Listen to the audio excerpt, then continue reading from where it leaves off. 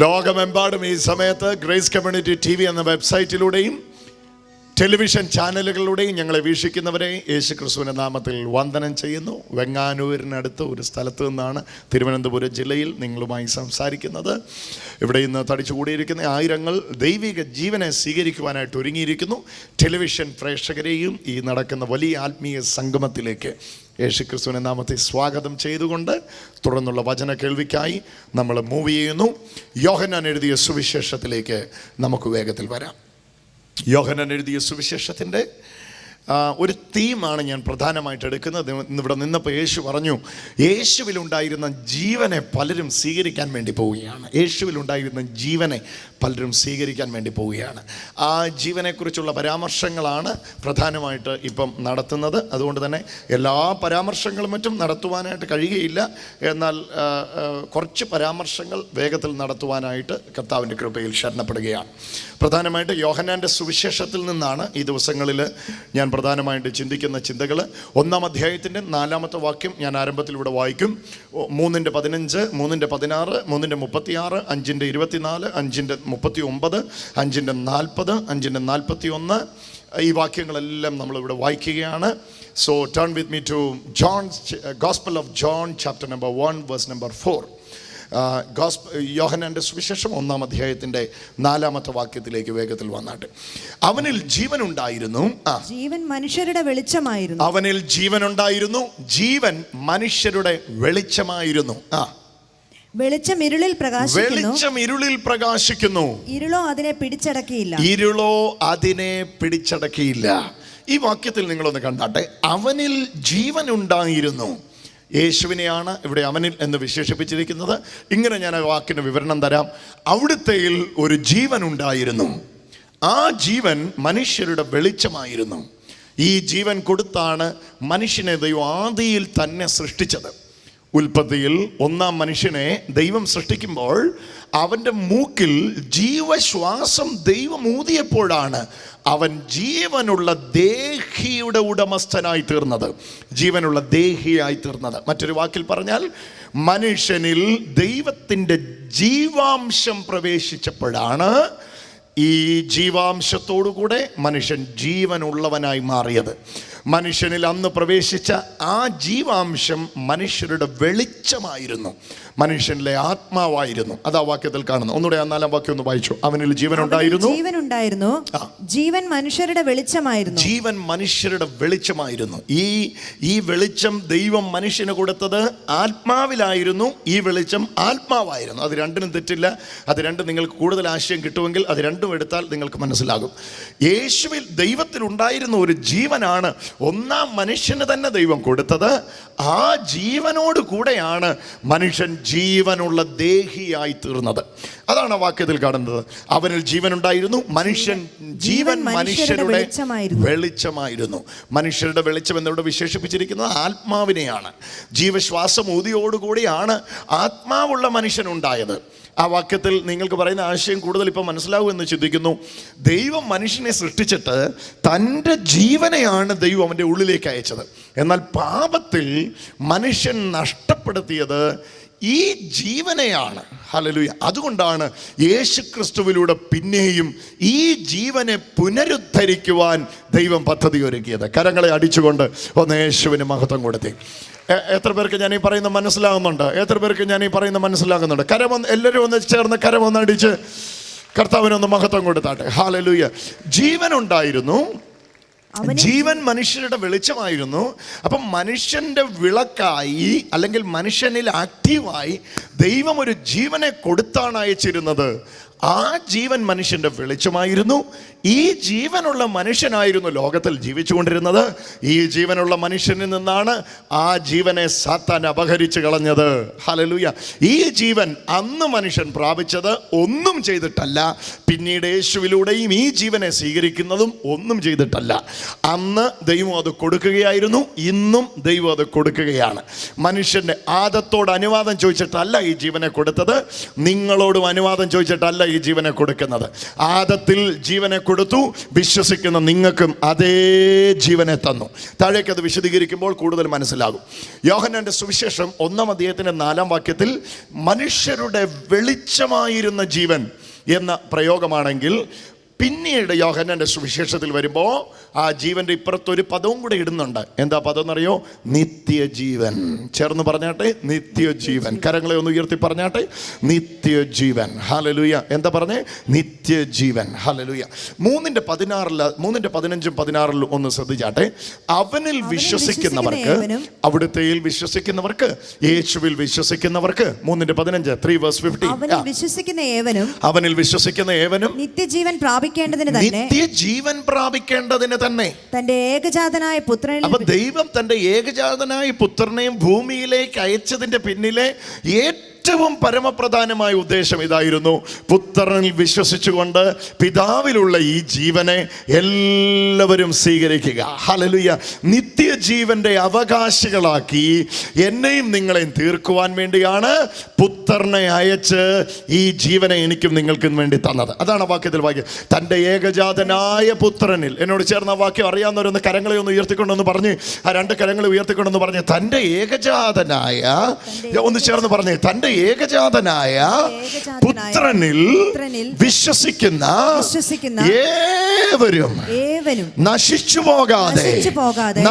പോകാതെ നിത്യജീവനെ പ്രാപിക്കേണ്ടതിന് ദൈവം അവനെ നൽകുവാൻ തക്കവണ്ണം ലോകത്തെ സ്നേഹിച്ചു. കരങ്ങൾ ഉയർത്തിക്കൊണ്ട് പറയുക, എന്നെ സ്നേഹിച്ചു. ഹല്ലേലൂയ.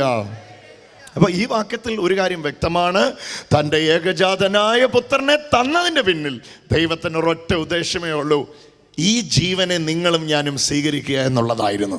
ആദം പാപം ചെയ്തപ്പോൾ ഈ ജീവനാണ് നഷ്ടപ്പെട്ടതെങ്കിൽ, യേശുവിനെ അയച്ചതിലൂടെ ദൈവം പുനരുദ്ധരിച്ചത് അതേ ജീവനായിരുന്നു. അതാ 3:16-ലും 15-ലും നമ്മൾ വായിച്ചു. 3:15 ഒന്ന് വായിച്ചു. അവനിൽ വിശ്വസിക്കുന്ന ഏവനും, അവനിൽ വിശ്വസിക്കുന്ന ഏവനും നിത്യജീവൻ പ്രാപിക്കേണ്ടതിന് തന്നെ, നിത്യമായ ജീവൻ പ്രാപിക്കേണ്ടതിന് തന്നെ. എങ്ങനെയാ?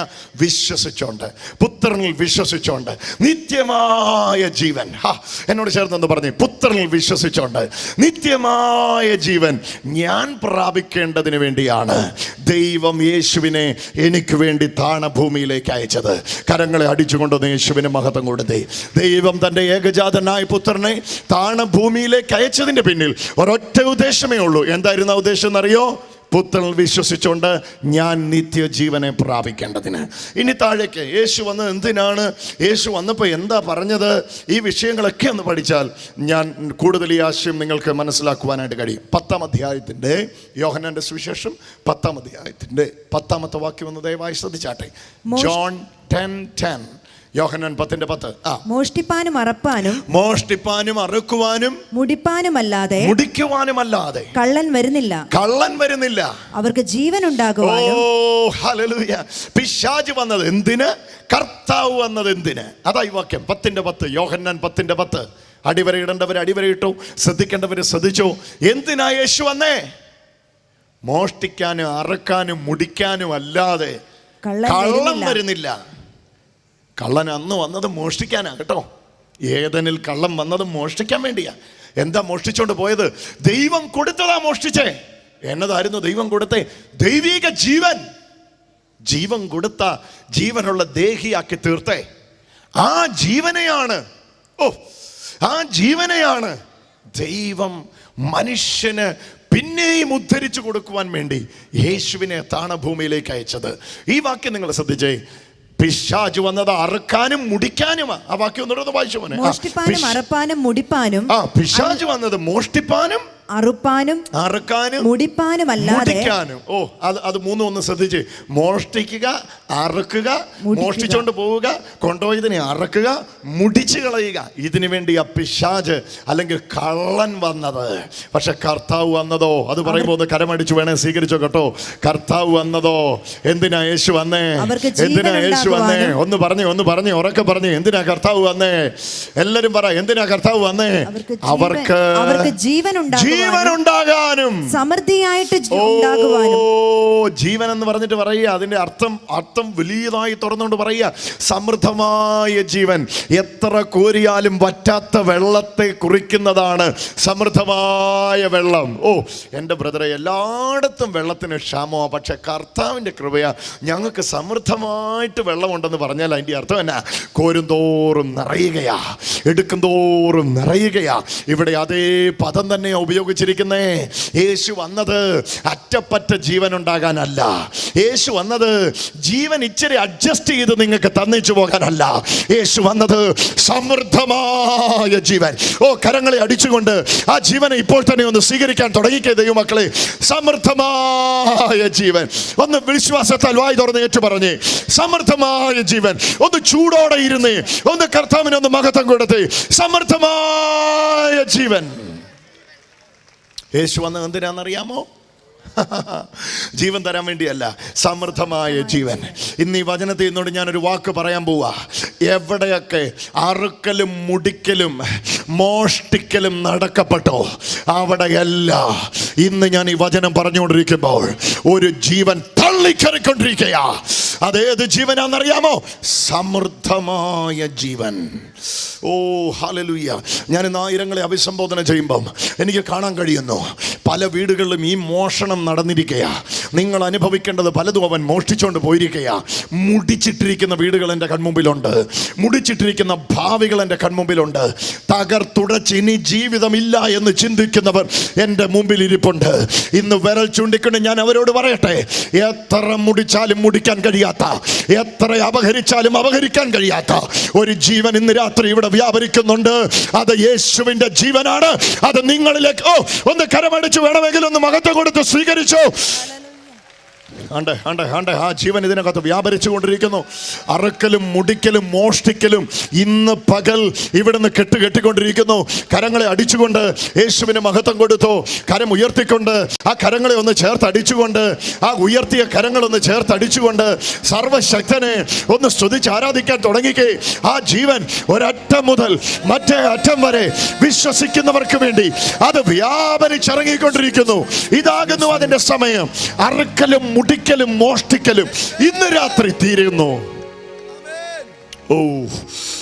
എനിക്കത് കാണാൻ കഴിയുന്നു പ്രിയമുള്ളവരെ. അറുക്കലും മുടിക്കലും മോഷ്ടിക്കലും ഇന്ന് രാത്രി തീരുന്നു. എന്നിട്ട് എന്ത് അറുത്തോണ്ട് പോയോ, എന്ത് മുടിച്ചോണ്ട് പോയോ അവിടേക്ക് തള്ളിക്കേറുന്നു ഒരു ജീവൻ. അതേത് ജീവൻ? ഏത് ജീവനാണെന്നറിയാമോ? സമൃദ്ധമായ ജീവൻ. ഒന്ന് പറഞ്ഞോ, സമൃദ്ധമായ ജീവൻ. ഹല്ലേലൂയ. യോഹന്നാൻ 1 വാക്യം മുതലേ ഞാൻ വിശദീകരിച്ചു നിങ്ങൾക്കത്. ഏകദേശം നിങ്ങൾക്ക് ആശയം മനസ്സിലാകും. സാത്താൻ അപഹരിച്ചുകൊണ്ട് പോയത്, അന്ന് കള്ളൻ വന്ന് മോഷ്ടിച്ചത് ഈ ജീവൻ ഉണ്ടായിരുന്നു. പിശാചെന്ന കള്ളൻ അന്നും ഇന്നും എന്നും വരുന്നത് ഇങ്ങനെയാ, നിങ്ങളിലുള്ള ജീവനെ അപഹരിക്കാനാ. കാരണം നിങ്ങളിലുള്ള ജീവൻ നിങ്ങളിലെ ദൈവാംശമാണ്. നിങ്ങളിലുള്ള ജീവൻ നിങ്ങളിൽ വസിക്കുന്ന ദൈവമാണ്. അതിനെ അപഹരിച്ചു കഴിഞ്ഞാൽ മാത്രമേ നിങ്ങളെ കീഴടക്കാൻ കഴിയുകയുള്ളൂ. എന്നാൽ കൃപ ലഭിച്ച ദൈവമക്കൾ കരമടിച്ച് പറയട്ടെ, അപഹരിക്കാനല്ല, അപഹരിക്കാൻ കഴിയാതെ വണ്ണം സമൃദ്ധമായ ജീവനെ തരാനാ.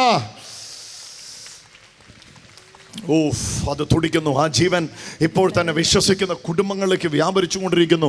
ആരൊക്കെയോ രോഗങ്ങളെ നോക്കി വിളിച്ചു പറയുന്നു, ഇല്ല, ഞാൻ ഇനി ഈ രോഗത്തിൽ തുടരുകയില്ല, എന്നിലേക്ക് സമൃദ്ധമായ ജീവൻ വന്നിരിക്കുന്നു. ആരൊക്കെയോ ശാപങ്ങളെ നോക്കി വിളിച്ചു പറയുന്നു, ഇല്ല, ഞാൻ ഈ ശാപത്തിൽ തുടരുകയില്ല, ഇതിൽ തുടരാനല്ല സമൃദ്ധമായ ഈ ജീവൻ എനിക്ക് തന്നിരിക്കുന്നത്. എൻ്റെ അവസ്ഥ ഇങ്ങനെ മുമ്പോട്ട് പോകത്തില്ല. എന്നോട് ചേർന്ന് പറയുവാൻ താല്പര്യമുണ്ടെങ്കിൽ പറഞ്ഞു, എൻ്റെ അവസ്ഥ ഇങ്ങനെ മുമ്പോട്ട് പോകയില്ല. ഞാൻ വാലല്ല തലയാകും. ഞാൻ ഉയർച്ച തന്നെ പ്രാപിക്കും, താഴ്ച പ്രാപിക്കയില്ല. എന്നാ കാര്യം എന്നറിയാമോ? എൻ്റെ മേൽ വന്നിരിക്കുന്ന ജീവൻ അറ്റപ്പറ്റ വന്ന ജീവനല്ല, കുറച്ചു വന്ന ജീവനല്ല, സമൃദ്ധമായ ജീവൻ. ഒതുക്കി ഇട്ടടത്തുനിന്ന് പലരും തലപൊക്കി ഇന്ന് ഈ സമൃദ്ധമായ ജീവനെ സ്വീകരിച്ചുകൊണ്ട് പുറത്തു വന്നുകൊണ്ടിരിക്കുക. എത്ര പേർ ദൈവമക്കൾ അത് വിശ്വസിക്കുന്നു എന്ന് എനിക്കറിയില്ല. പക്ഷെ വിശ്വസിക്കുന്നവർക്ക് ഞാൻ കർത്താവിനെ സ്തുതിക്കുന്നു. അവരിലേക്ക് ആ ജീവൻ ഇപ്പോൾ പകർന്നുകൊണ്ടിരിക്കുക. സമൃദ്ധമായ ജീവൻ. പുത്രനിൽ വിശ്വസിക്കുന്നവന്, എന്നോട് ചേർന്നെന്ന് പറഞ്ഞു, പുത്രനിൽ വിശ്വസിക്കുന്നവന്. 10:11 വായിച്ചു. മോഷ്ടിപ്പാനും അറുപ്പാനും മുടിപ്പാനും അല്ലാതെ, മോഷ്ടിക്കാനും അറുക്കാനും മുടിക്കാനും അല്ലാതെ അറിയാതെ കള്ളൻ വരുന്നില്ല.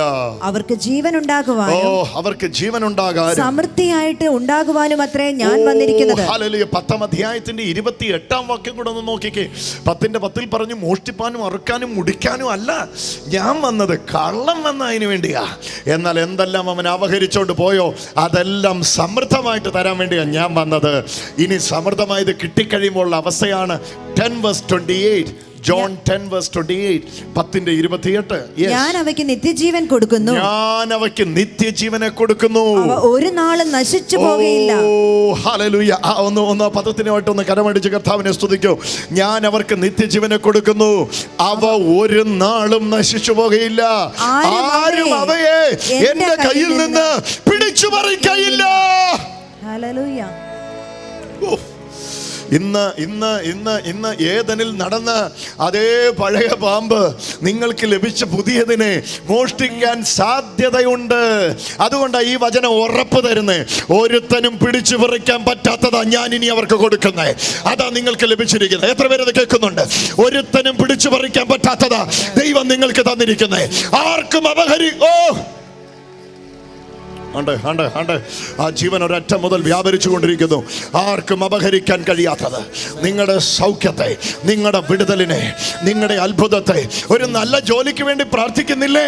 ആ ജോലി നിനക്ക് ലഭിക്കുമെന്ന് കർത്താവ് പറഞ്ഞിട്ടുണ്ട് എങ്കിൽ ഒരു സംശയവും വേണ്ട, ആർക്കും അത് അപഹരിക്കാൻ കഴിയുകയില്ല. നിത്യജീവന്റെ പാക്കേജിനകത്തുള്ളതാ നല്ല ജോലി. നിത്യജീവന്റെ പാക്കേജിനകത്തുള്ളതാ രോഗസൗഖ്യം. 10:28 10:28 യേശു ജീവനെ സ്വീകരിച്ചവരെ നോക്കി ഉറക്കെ പറയുന്നു. ഹല്ലേലൂയ. എന്നതാ വാക്യം ഒന്നുകൂടെ ഒന്ന് വായിച്ചു. 10:28 ഞാൻ അവയ്ക്ക് നിത്യജീവനെ കൊടുക്കുന്നു, അവ ഒരു നാളും നശിച്ചു പോകയില്ല. ഒരു നാളും നശിച്ചു പോകാൻ പറ്റാത്ത നിത്യജീവൻ. അടുത്തിരിക്കുന്ന ഒരാൾക്ക് കരം കൊടുത്തെന്ന് പറഞ്ഞ്, ഒരു നാളും നശിച്ചു പോകാൻ പറ്റാത്ത നിത്യജീവൻ. ചേർന്നൊന്ന് പറഞ്ഞു, ഒരു നാളും നശിച്ചു പോകാൻ പറ്റാത്ത നിത്യജീവൻ. നശിപ്പിക്കാൻ പറ്റാത്ത നിത്യജീവൻ. ഹല്ലേലൂയ. എന്നിട്ട് കർത്താവ് യേശുവിലൂടെയുള്ള നിത്യജീവനെ സ്വീകരിച്ചവരെ നോക്കി ഉറപ്പ് തരികയാണ്.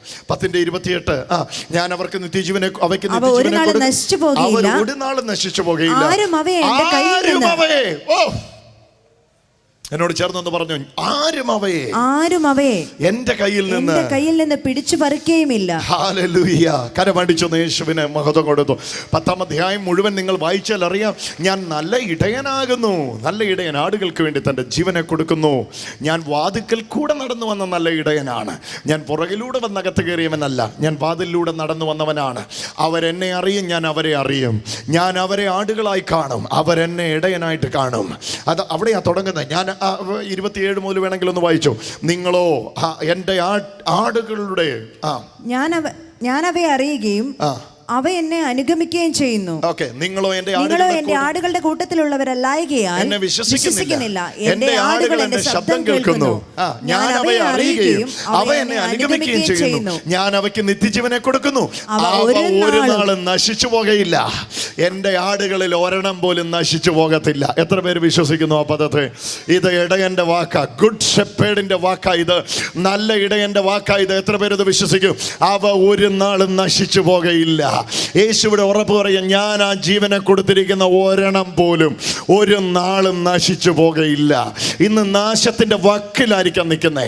പർവ്വത സമാനമായി പ്രശ്നങ്ങൾ കൺമുമ്പിൽ നിൽക്കുന്നുണ്ടാകാം, പക്ഷെ കർത്താവിന്റെ വചനം ഉറപ്പ് തരുന്നു, യേശുവിന്റെ വചനം ഉറപ്പ് തരുന്നു, ഒരു നാളും നശിച്ചു പോകയില്ല. ആരും അവ എൻ്റെ കയ്യിൽ നിന്ന് പിടിച്ചു പറിക്കുകയുമില്ല. എന്നോട് ചേർന്നൊന്ന് പറഞ്ഞു, ആരും അവയെ എൻ്റെ കയ്യിൽ നിന്ന് പിടിച്ചു പറിക്കുകയുമില്ല. എന്ന് പറഞ്ഞാൽ ആർക്കും പിടിച്ചു പറിക്കാൻ പറ്റാത്ത തരത്തിൽ ഞാൻ അവരെ പിടിച്ചിരിക്കുകയാണ്. കരമടിച്ചതിനായിട്ടൊന്ന് യേശുവിന് മഹത്വം കൊടുത്തു. ഏതെല്ലാം ശക്തികൾ എവിടെല്ലാം നിന്ന് ഏതെല്ലാം പ്രവർത്തനങ്ങൾ നിങ്ങൾക്ക് വിരോധമായി ചെയ്തിട്ടും ഒരു കാര്യവും ഇല്ല. നിങ്ങൾ ഇരിക്കുന്നത് കർത്താവിൻ്റെ കയ്യിലാണ്. ശപിക്കുന്നവനെ അനുഗ്രഹിക്കാൻ നോക്ക്. അപവാദം പറയുന്നവനെ അനുഗ്രഹിക്കാൻ നോക്ക്. അവന് വേണ്ടി സ്തോത്രം ചെയ്യാനും പ്രാർത്ഥിക്കാനും തുടങ്ങ്. എന്നാ കാര്യമെന്നറിയാമോ? നിങ്ങളിരിക്കുന്നത് കർത്താവിൻ്റെ കയ്യില. അവനെ നിങ്ങളെ പിടിച്ചു പറിക്കാൻ ആർക്കും കഴിയുകയില്ല. ചേർന്ന് കരമടിച്ചുകൊണ്ട് യേശുവിന് മഹത്വം കൊടുത്തു. പിടിച്ചു പറിക്കാൻ ആർക്കും ആ പദത്തെ ഒന്ന് പിടിച്ചു.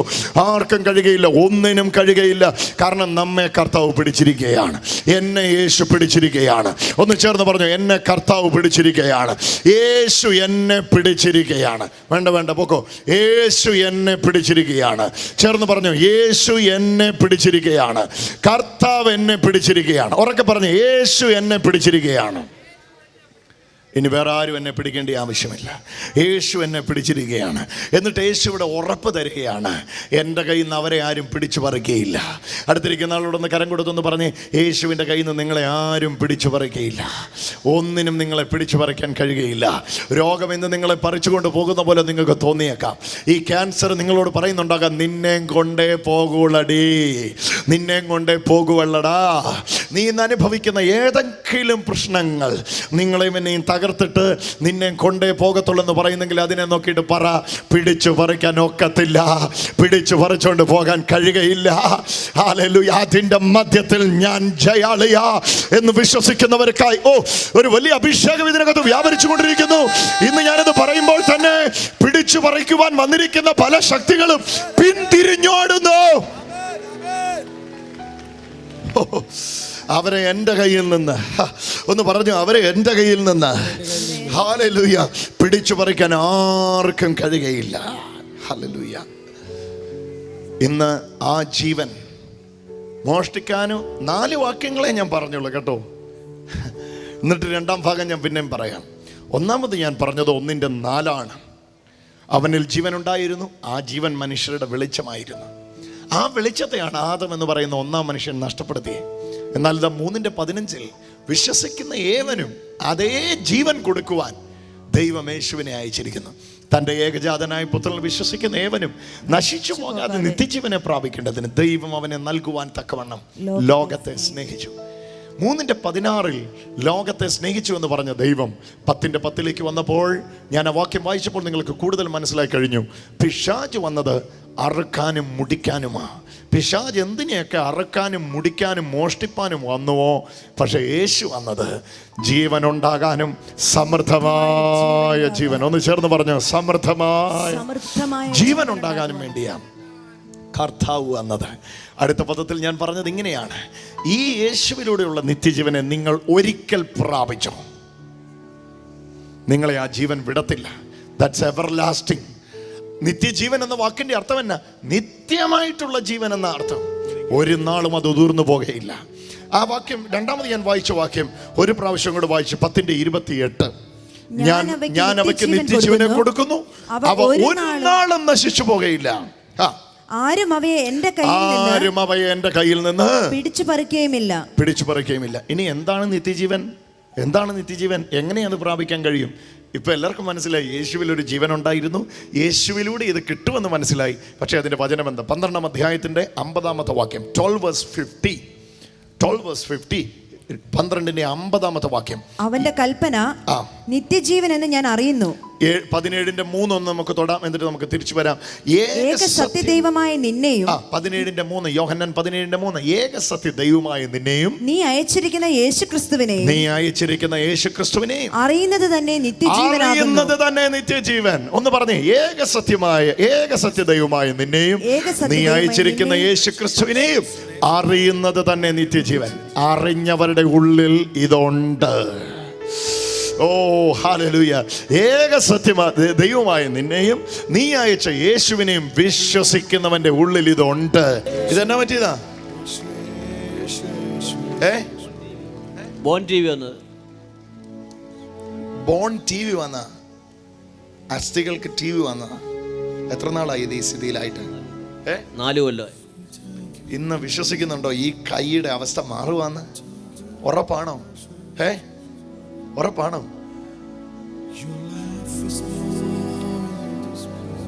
ഒന്നിങ്ങനെ പറയുക, എൻ്റെ ഈ കൈ ഞാൻ ഇന്ന് ഉയർത്തും. പറയുക, ഉറക്കെ പറയുക, എൻ്റെ കൈ ഞാൻ ഉയർത്തും.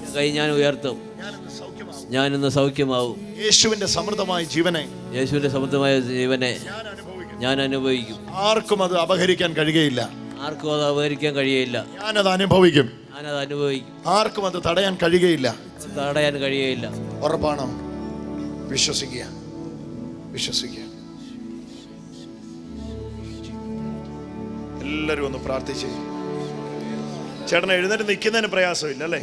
എഴുന്നേറ്റ് നിന്നേ. യേശുവെ എന്നൊന്ന് വിളിച്ചു, ശക്തമായിട്ട് വിളിച്ചു. ഉയരട്ടെ, ഉയരട്ടെ, ഉയരട്ടെ, ഉയരട്ടെ.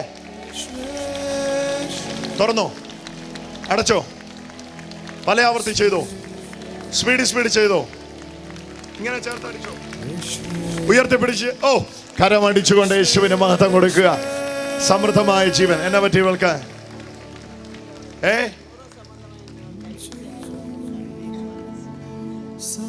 എന്നാ വന്നതാ? സംബന്ധമായ രോഗമാണ്.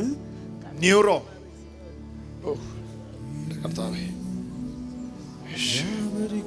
കേട്ടില്ല? നടക്കാനൊന്നും പറ്റില്ല. ഇന്ന് നടക്കണം. യേശുവളെ തൊടുകയാണ്. ബാലൻസ് തെറ്റുന്ന അവസ്ഥകൾ മാറിപ്പോ. അതുകൊണ്ട് ഇവിടെ മുഴുവൻ സൗഖ്യത്തിന്റെ അഭിഷേകം വ്യാപരിച്ചുകൊണ്ടിരിക്കുന്നു. ഞാൻ വരാൻ വേണ്ടി ആരും കാത്തിരിക്കണ്ട. ഞാൻ പിന്നെയും ആവർത്തിക്കാം, എൻ്റെ സഹോദരങ്ങളെ, എനിക്ക് സൗഖ്യമാക്കുന്ന സിദ്ധിയില്ല. നിങ്ങൾ ആരും എന്നെ അങ്ങനെ കാണരുത്. എനിക്ക് സൗഖ്യമാക്കുന്ന കഴിവുണ്ടായിരുന്ന ഞാൻ ആരായനെ? നോ, എനിക്ക് സൗഖ്യമാക്കാൻ പറ്റില്ല. ഈ ഗ്രൗണ്ടിൽ ഇന്നൊരു വ്യക്തി സൗഖ്യമായാൽ അവരെ യേശുവാണ് സൗഖ്യമാക്കുന്നത്, അവരെ കർത്താവാണ് വിടുവിക്കുന്നത്. ഒരു വ്യക്തി സൗഖ്യമായില്ല എങ്കിൽ അവരെ യേശു ഇന്ന് സൗഖ്യമാക്കിയില്ല എന്ന അർത്ഥം. അതല്ലാതെ ഞാനല്ല ഇത് ചെയ്യുന്ന. എൻ്റെ കയ്യിൽ നിന്നൊന്നും പ്രതീക്ഷിക്കരുത്. എൻ്റെ കയ്യിൽ നിന്ന് പ്രതീക്ഷിച്ചാൽ ഇതാകെ മാറിപ്പോകും. കർത്താവ് മാറി നിൽക്കും. പ്ലീസ്. ഹല്ലേലൂയ. എൻ്റെ കർത്താവേ, ഈ കുഞ്ഞിനെ അങ്ങ് തൊടണേ.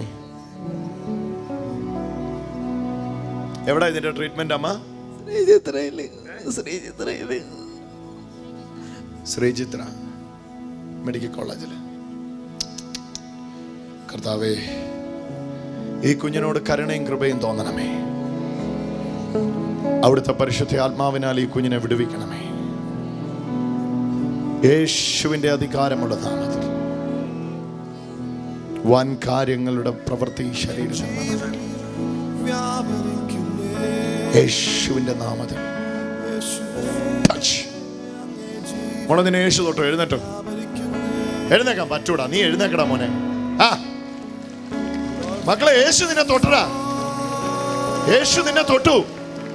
എന്തിനാ നീ സംശയിക്കുന്നത്? ഇങ്ങോട്ട് നോക്കിക്കേ, ഇങ്ങോട്ട് നോക്കിക്കേ. യേശു നിന്നെ തൊട്ടു. ഇനി നീ വീഴുകയില്ല. വേറെ വാക്കും വർത്താനം ഒന്നുമില്ല. പറഞ്ഞ യേശു എന്നെ തൊട്ടു. ഇവിടെ സംസാരിക്കുമോ? അമ്മ വന്നേ, അമ്മ വന്നേ. കരയാതെ. യേശു ഇത് ചെയ്തേ. നമുക്കാർക്കും ഇത് ചെയ്യുന്ന സിദ്ധിയില്ലമ്മ. യേശു ഇത് ചെയ്തേ. ഓഫ്, യേശുവേ. ഒന്ന് വിളിച്ചോ മോളെ, യേശുവേ. ഇങ്ങനെ പരസഹായം ഇല്ലാതെ നിങ്ങളുടെ കുഞ്ഞ് നടന്നിട്ട് എത്ര നാളായി? 4 വർഷം കൊണ്ട് നടക്കൂല. കരങ്ങളെ അടിച്ചുകൊണ്ട് വന്നേ മോളെ, വന്നേ, വന്നേ. യേശുവാ നിന്നെ നടത്തുന്നേ. ഞാനല്ല, കർത്താവാ നിന്നെ നടത്തുന്നേ. ഒന്ന് ഇങ്ങോട്ട് നോക്കിക്കേ. യേശുവേ എന്നൊരു വിളി അല്ലാതെ, ഇങ്ങോട്ട് നോക്കിക്കേ, യേശുവേ എന്നൊരു വിളി അല്ലാതെ വേറെ ഒന്നും വേണ്ട. ഒറ്റ വിളി, യേശുവേ എന്ന്. മകളുടെ പേരെന്നാ? ദീപിക. ദീപിക. അതേതാണ്ട് പത്രത്തിന്റെ പേരല്ലേ? നിന്റെ പേരും ദീപിക എന്നാണ്? ഹിമദീപിക. ഹിമദീപിക. ഹിമ പഠിക്കുകയാണ്. ഡിപ്ലോമ കഴിഞ്ഞു. ഇപ്പൊ ഒരിടത്തും പോകുന്നില്ല. യേശു മോനെ, നിന്റെ ചരിത്രം എന്ന് മാറിയിട.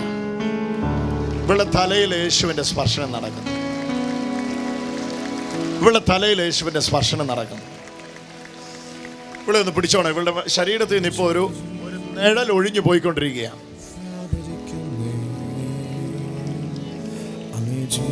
നിങ്ങളെല്ലാവരും കണ്ടോണം. ഇവളുടെ ശരീരത്തിൽ നിന്ന് ഇവളെ വർഷങ്ങളായിട്ട് അലട്ടുന്ന ഒരു പൈശാചിക ബാധ ഈ രോഗത്തിന്റെ പുറകിലുണ്ട്. അതിപ്പോ ഈ ശരീരത്തിൽ നിന്ന് വീണ് അഴിഞ്ഞു പോവാണ്. ഗെറ്റ് ഔട്ട്, ഇറങ്ങിപ്പോയി ശരീരത്തിൽ നിന്ന്. യേശുവേ സൗഖ്യമാക്കണമേ. യേശുവേ യേശുവേ യേശുവേ യേശുവേ യേശുവേ എനിക്ക് പരസഹായമില്ലാതെ നടക്കാൻ കഴിയണേ. യേശുവേ യേശുവേ യേശുവേ സൗഖ്യം തരണേ. ഓഫ്, ഇവളുടെ ശരീരത്തിൽ നിന്ന് ആ സ്പിരിറ്റ് ഒഴിയുന്നു. ഒഴിഞ്ഞു പോകുന്നു. സീത ആ ദുരാത്മാവ് ആ ശരീരത്തിൽ നിന്ന് ഒഴിഞ്ഞു പോവാ. വർഷങ്ങളായിട്ട് ഈ ശരീരത്തിൽ കയറിയ പൈശാചിക ബാധ ആ ശരീരത്തിൽ നിന്ന് ഒഴിയുക. നിങ്ങളൊന്ന് കണ്ടേ, കരമടിച്ചൊന്ന് യേശുവിന് മഹത്വം കൊടുത്തേ. ആ തല മുതൽ കാല് വരെ ഒന്ന് കൈ ഓടിച്ച് പ്രാർത്ഥിച്ചു, ഒന്ന് സ്തോത്രം ചെയ്തോ. അവിടെ കിടത്തിക്കോ. പരിപൂർണ സൗഖ്യമായി അവൾക്ക് ലഭിക്കുന്നേ. പൂർണ്ണമായിട്ട് കർത്താവളെ ഉദ്ധരിക്കുകയെന്ന്. അസാധാരണമായ കർത്താവിൻ്റെ മഹത്വം ഇപ്പൊ വ്യാപരിച്ചുകൊണ്ടിരിക്കുകയാണ്. ഓഹ്, ഇവിളിന്ന് ഓടും കേട്ടോ. നിങ്ങൾ കണ്ടോണം, തുള്ളിയും ചാടിയും കൊണ്ട് കർത്താവിനെ മഹത്വപ്പെടുത്തുക. ഈ ചേച്ചിയുടെ കാലിലേക്ക് കർത്താവിന്റെ ജീവൻ ഇറങ്ങി വരുന്നു. എന്നാ പറ്റി കാലിന്? കേട്ടില്ല? സുഖമായതിനു ശേഷം ഷുഗർ കിടപ്പ്. സമൃദ്ധമായ ജീവൻ. അമ്മ, എനിക്ക് വേറെ ഒന്നും പറയാനില്ല. യേശുവിന്റെ സമൃദ്ധമായ ജീവൻ നിങ്ങൾ വന്നിരിക്കുന്നു. അത് വിശ്വസിക്കാൻ കഴിയുമെങ്കിൽ ആ കാലുകൾ ചലിപ്പിച്ചു. ആ മറ്റേ കാല് ചലിപ്പിച്ചു. പരിപാടി നടന്നു കഴിഞ്ഞു. എഴുന്നേറ്റോ അമ്മ. ആരും പിടിക്കില്ല. അമ്മയും എഴുന്നേറ്റ് പോരെ, എണീറ്റ് പോരെ. മോനെ ദീപിക, മോളുടെ പേര് ഭയങ്കര എളുപ്പം ഓർക്കാൻ കേട്ടോ. മോളെ, പുതിയ ജീവൻ ആ മക്കൾക്ക് കർത്താവ് തന്നിരിക്കുന്നത് കേട്ടോ. എന്താ? പുതിയ ജീവൻ, സമൃദ്ധമായ ജീവൻ. ഉറക്കെ പറ, സമൃദ്ധമായ ജീവൻ. ഇവള് മിടുക്കിയാകട്ടെ, ഇവളൊരു പ്രസംഗകയാകട്ടെ. അവളെ ഒന്ന് അനുഗ്രഹിച്ചേരെ. എല്ലാരും കൂടെ ചേർന്ന് ഇവളെ ഒന്ന് അനുഗ്രഹിച്ചേരെ. കർത്താവേ, ഈ മകളുടെ കയ്യിലൂടെ അനേക രോഗികൾ സൗഖ്യമാവുകയും ഭൂതങ്ങൾ പുറത്താവുകയും മരിച്ചവർ ഉയർക്കുകയും ചെയ്യട്ടെ. ഞാൻ അതിനായിട്ട് ഈ മകളെ അനുഗ്രഹിക്കുന്നു. കുഞ്ഞെ, ഇങ്ങോട്ട് നോക്കിക്കേ. എൻ്റെ ഈ തലയുടെ ഈ സ്പോട്ടില്ലേ, ഇവിടെ ഇവിടെ ഇവിടെ ഒരു ഞരമ്പിൻ്റെ ബലഹീനതയാണ് നിന്റെ തളർച്ചയ്ക്ക് കാരണം. ഞാനത് പ്രാർത്ഥിക്കുമ്പോൾ എനിക്ക് മനസ്സിലാവും. ഇത് തന്നെയായിരിക്കും ഡോക്ടർ നിന്നോട് പറഞ്ഞല്ലേ? തലയിൽ ഫിസ്റ്റുല ഉണ്ടെന്ന് പറഞ്ഞു. ഞാൻ ഡിപ്ലോമ 3rd ഇയർ പഠിച്ചപ്പോൾ എനിക്ക് കഴുത്തിൽ ബാക്കിൽ വേദന വന്ന് അങ്ങനെ അഡ്മിറ്റായി. അപ്പോൾ ഞാൻ മരിച്ചു പോവേണ്ടതായിരുന്നു. പക്ഷേ എങ്ങനെയോ എഴുന്നേറ്റ് നടക്കാൻ പറ്റി. തലയിൽ ക്ലോട്ട് ചെയ്തിരിക്കുക. ഓ, അതിനുശേഷമാ തലയിൽ ബ്ലീഡിങ് വന്നേ. ക്ലോട്ട് ചെയ്തതാ. എന്നാ സംഭവിച്ചത്? തലവേദന വന്നിട്ട് തലയിൽ ബ്ലീഡിങ് ആയി അങ്ങ് കിടപ്പിലായി പോയി. എൻ്റെ യേശുവേ, മകളെ, പുതിയ ജീവൻ നിനക്ക് തന്നിരിക്കുന്ന കർത്താവ്. എന്നിട്ട് ആ വശത്തേക്ക് കർത്താവിൻ്റെ ശക്തി പുറപ്പെട്ടുകൊണ്ടിരിക്കുന്നു. ഇവിടെ എല്ലാ അനേകരുടെ ശരീരങ്ങളെ കർത്താവിൻ്റെ സമൃദ്ധമായ ജീവൻ തൊട്ടുകൊണ്ടിരിക്കുന്നു. ഒറ്റ വിളി ഒന്ന് ഉള്ളു തുറന്നൊന്ന് വിളിച്ചേ, യേശുവേ എന്ന്. ആ കണ്ണുകളെ ഒന്ന് അടച്ചേ. എല്ലാവരും കണ്ണുകളെ ഒന്ന് അടച്ചേ. രോഗത്തിന്റെ ശക്തികള് ഈ മോൻ എന്നാ പറ്റി? ഇവൻ എന്നാ പറ്റി? എന്നാ പറ്റി? ഇതാ ദീപിക പ്രാർത്ഥിക്കാൻ പോവാ അല്ലേ? നീയാ പ്രാർത്ഥിക്കുന്നല്ലേ? പ്രാർത്ഥിക്കണ്ടേ? പ്രാർത്ഥിക്കാം. നിന്നെ സൗഖ്യമാക്കി യേശുവിനെ ഇവനെ സൗഖ്യമാക്കാൻ പറ്റില്ലേ? പറ്റും. എന്നാ പറ്റിയത് അവന്? എന്നാ പറ്റി?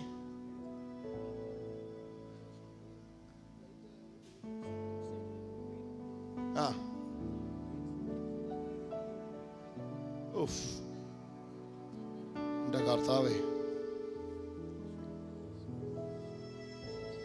മോനെ കൈവച്ചോടാ, മോനെ കൈവച്ചോ. യേശുവിനെ തൊടുകയാ, യേശു ഈ മകനെ തൊടുകയാ. നിന്നെ എന്തിനാ യേശു സൗഖ്യമാക്കിയെന്നറിയോ? അനേകരെ സൗഖ്യമാക്കാനാണ്. വിശ്വസിക്കുന്നുണ്ടോ നീ? വിശ്വസിക്കുന്നു. ഉറപ്പാണ്? ആ ആ നീ ഇന്ന് പ്രാർത്ഥിക്കുമ്പം ഈ കാലിലേക്ക് ജീവൻ വരും. ഈ കാലിലേക്ക് ജീവൻ വരും. അത് വന്നിട്ട് എവിടെ നിന്ന് എഴുന്നേക്കാവുള്ളൂ. ഇവൾക്കൊരു കസേര കൊടുത്തേ, ഒരു കസേര ഇവൾക്ക് കൊടുത്തേ. ഇവിടെ ഇരുന്നോ. നീ ആ കാലിലേക്ക് കൈവച്ചോ മോനെ. ഇന്ന് നീ പ്രാർത്ഥിക്കുമ്പോൾ ആ കാലിന് ബലം വരും മോനെ. ഇവൻ സംസാരിക്കുമോ? സംസാരിക്കും. ഇത് ആരുടെ അച്ഛാ? ഇത് ആരുടെയും കുത്തകയല്ല, വിശ്വസിക്കുന്ന ആരുടെ കൈയല്ല. ഇന്ന് ഈ ദൈവിക പ്രാർത്ഥിക്കുമ്പോൾ ആ മകൻ സൗഖ്യമാണ്. ഞാൻ പ്രാർത്ഥിക്കുകയില്ല അവന് വേണ്ടി. ഇവന്റെ കാലിലേക്ക് ദൈവിക ബലം വരും യേശുവിന്റെ നാമത്തിൽ. കൈയിലേക്ക് കർത്താവിന്റെ ബലം വരും. ജീസസ്. ആ കാലിൽ ചലിപ്പിച്ച മോനെ. മറ്റേത് ചലിപ്പിച്ച് പൊക്കിക്കേ, പൊക്കിക്കേ, പൊക്കിക്കേ, പൊക്കിക്കേ. ഓ ഫുഡ് കഴിച്ച് 4 വർഷമായി. ഇതിങ്ങനെ കംപ്ലീറ്റ് തളർന്നു പോയിട്ട് എത്ര നാളായി? 4.5 വർഷം. 4.5 വർഷമായി. ഡോക്ടേഴ്സ് എന്നാ ഇതിന് പറഞ്ഞേ?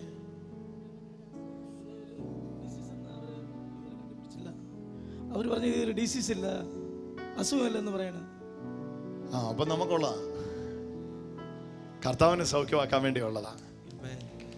അടിപിണരാൽ, അടിപിണരാൽ, അടിപിണരാൽ. മോനെ ചക്രക്കുട്ട, യേശു നിന്നെ സ്നേഹിക്കുന്നടാ. ഊമനും ചെകിടനുമായ ആത്മാവേ, ഈ മകനെ വിട്ട് യേശുവിന്റെ നാമത്തിൽ ഇറങ്ങിപ്പോ.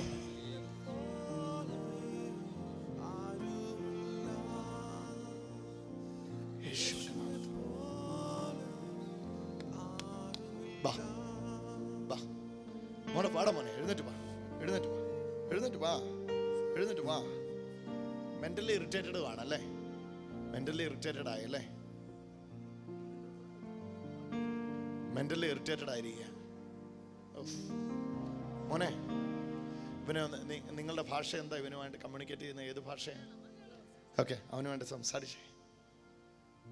ജീസസ്. സംസാരിച്ചേ. നിങ്ങൾ ഇവനോട് കമ്മ്യൂണിക്കേറ്റ് ചെയ്യുന്ന പോലെ കമ്മ്യൂണിക്കേറ്റ് ചെയ്തേ.